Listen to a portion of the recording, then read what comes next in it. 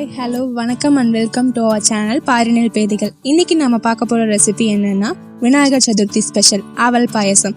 கிட்ஸுக்கு ரொம்பவே பிடிச்ச அண்ட் ஹெல்தியான டிஷ் தான் இது. இதுக்கு தேவையான பொருட்கள் என்னென்னு பார்க்கலாம்.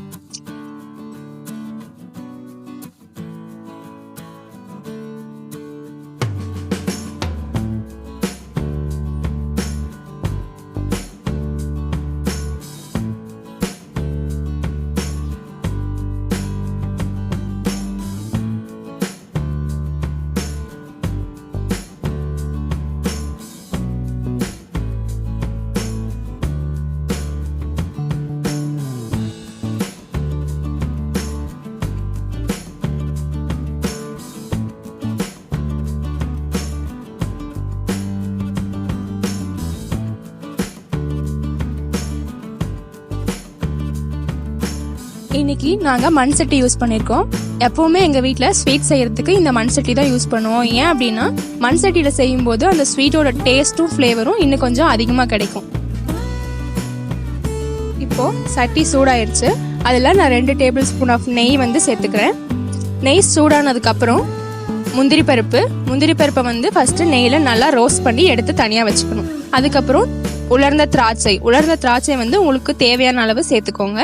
அதுவும் நல்லா நெய்யில் வறுபட்டு உப்பி வந்ததுக்கப்புறம் அதையும் எடுத்து தனியாக வச்சுக்கணும். அதுக்கப்புறம் நம்ம எடுத்து வச்சிருக்கோம் இல்லையா அவல், இன்னைக்கு நான் சிகப்பரிசி அவல் சேர்த்துருக்கேன். நீங்கள் வெள்ளரிசி அவல் அவைலபிளாக இருந்தால் கூட நீங்கள் அதையும் யூஸ் பண்ணிக்கலாம்.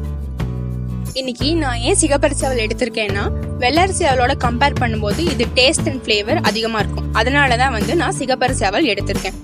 நெய்யில் அவல் நல்லா பொரிஞ்சு வந்த உடனே 1/2 லிட்டர் பாலை காய வச்சு ஆற வச்சிருக்கேன். அதை நம்ம இது கூட ஆட் பண்ணிக்கலாம். பால்ல அவல் நல்லா வெந்து வர வரைக்கும் இது கொதிக்கணும். இது ஒரு செட் கொதிச்சுட்டு இருக்கட்டும். நாம இதுக்கு தேவையான வெல்லத்தை கரைச்சி எடுத்துக்கலாம். நான் இன்னைக்கு 1/2 கப் அளவு வெல்லம் எடுத்திருக்கேன். நீங்க 1/2 கப்ல இருந்து 3/4 கப் அளவுக்கு வெல்லம் எடுத்துக்கலாம். நாங்க ஸ்வீட் கம்மியா தான் சேர்த்துக்குவோம். அதனால நான் 1/2 கப் மட்டும் எடுத்திருக்கேன். உங்களுக்கு பாயசம் இன்னும் இனிப்பா வேணும் அப்படின்னா நீங்க 3/4 கப் அளவுக்கு வெல்லத்தை எடுத்துக்கோங்க. நாம பாவு காய்ச்சணுன்ற அளவுக்கு இல்ல, அந்த வெல்லம் தண்ணியில கரையிற அளவுக்கு தண்ணிய சூடு பண்ணி அதுல கலக்கினா போதும். இப்ப பால்ல அவளும் நல்லா வெந்து வந்திருக்கு.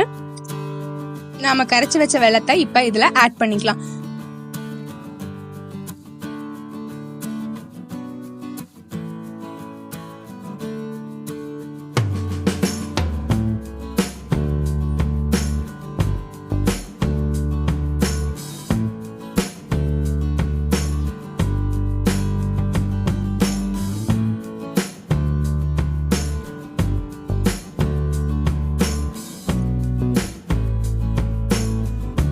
வெல்லத்தை ஆட் பண்ணி ஒரு கொதி வந்த உடனே நாம ஸ்டவ்வை ஆஃப் பண்ணிடலாம். அதுக்கப்புறம் நாம வறுத்து வச்சிருக்கோம் இல்லையா முந்திரி பருப்பு, திராட்சை, அது எல்லாத்தையுமே சேர்த்தி ஒரு கிளறி விட்டுறலாம்.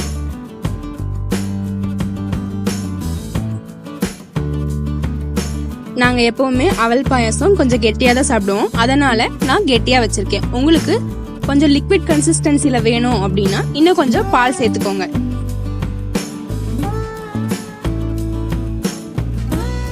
அவ்வளோதாங்க. இப்ப நம்ம சூப்பரான அவல் பாயசம் ரெடி. இதை நீங்க விநாயகருக்கு படைக்கலாம்.